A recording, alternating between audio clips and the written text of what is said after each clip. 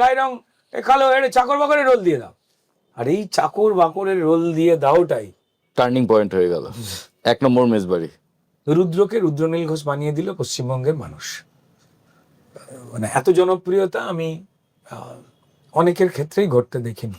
না দেখিনি। সিরিয়ালে আমার যে গার্লফ্রেন্ড ছিল তার নাম সাবিত্রী, সেও একটা কাজের মেয়ে। হ্যাঁ সেও একটা কাজের আমার আমি একটা গল্প, আমি সহজ কথায় যারা আমাদের সহজ দর্শকেরা রয়েছেন, আমি না বললেই নয়, জানিস তখন পরমব্রতর মা সুনেত্রা দি বলতাম, মানে আমরা দিই বলতাম, দি বলতাম, কারণ তার নিজের একটা অরা ছিল, একটা জ্ঞানের ভান্ডার, এবং এত সহজ মানুষ ছিলেন তিনি।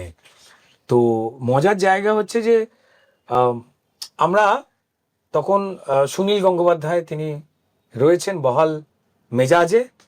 তো আমরা শান্তিনিকেতন যাব, এই পৌষ মেলার সময়তে আর কি যাব, আমি পরমব্রত আমরা গিয়ে পৌঁছলাম শান্তিনিকেতনে যাচ্ছি সেই সময়। এবার মেলাতে আমি এবং পরমব্রত গেছি খুব স্বাভাবিক কারণে, ওখানে পরমব্রতকে ঘিরে একটা হ্যাঁ। এবার যে ঘটনাটা ঘটতে শুরু করলো 1 নম্বর মেষবাড়ির সময়তে, প্রচুর মায়েরা, বোনেরা, দিদিরা, মেয়েরা সবাই এসে ঝাঁপিয়ে পড়তে শুরু করলো অনেকটা আমার দিকে একদম। কিন্তু যেটা ঘটলো তার মধ্যে একটা অবিস্মরণীয় একটা ঘটনা ঘটেছিল। এটি কাজের মেয়ে বলে না, দিদিদের ব্যাগ বয়, সেখানে খুব ফসা ফসা সুন্দর সুন্দর দেখতে, বিরাট চুল ফুলে ডিজাইন করা, দামি দামি পোশাক পরা, দারুণ সুন্দরী, দুজন হিরোইনদের মতোই আর কি, দুজন সুন্দরী শান্তিনিকেতনে ওই পৌষ মেলার মাঠ একদম আলোকিত করে ফেলেছে, সবার নজর তাদের দিকে। তাদের ব্যাগ বই ছিল ওই কাজের মেয়েটি তাদের। সে হঠাৎ করে আমায় দেখতে পেয়ে ব্যাগগুলো ফেলে দিল,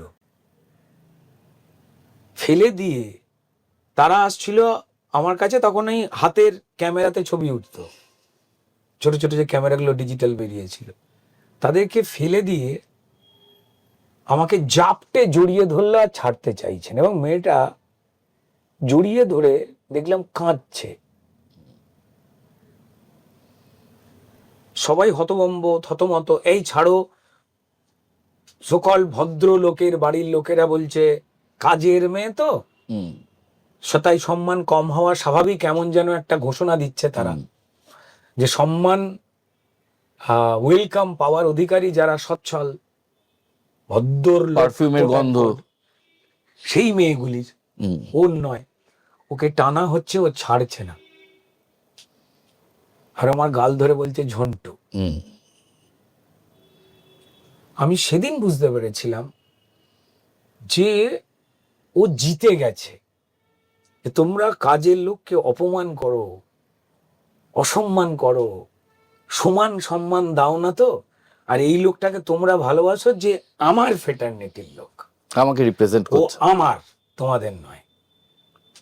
সেদিন আমাকে আর একটা থাপ্পড় খেতে হয়েছিল। চেতন তৈরির আর একটা রাস্তা দিয়েছিলেন ওই ভদ্রমহিলা। সো কিছু ঘটনা আছে বাবিন, যেটা একজন অভিনেতাকে মানুষ হিসেবে বদলে দেয়। হ্যাঁ, আমি অভিনেতা হিসেবেই যেহেতু আলোচনা করছি, আমি সেভাবেই বলবো, শেখায়। মানে ধর এই এক্সাম্পলটা যদি তোর ক্ষেত্রেও ঘটতো, তুই যদি বলতিস, তাহলে সেটা আমার কাছে একটা শেখার মতো লেসন হতো। তোর জীবনে এরকম প্রচুর ইন্টারেস্টিং ঘটনা আছে।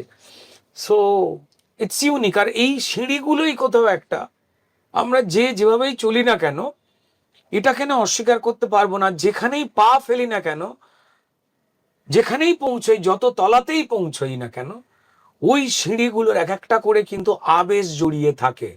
হাজার পাল্টে যাওয়ার চেষ্টা করলেও এই যে চরিত্রগুলো, ওই রাস্তার কুকুরটার কান্না, ওই আমার জুলুর আমায় ডাক্তার দেখাতে নিয়ে যাওয়া বাবার সঙ্গে, অন্য কুকুরেরা ঘেউ ঘেউ করে ওকে আটকাচ্ছে না, সবাই জানে ওর বালির লোকের শরীর খারাপ।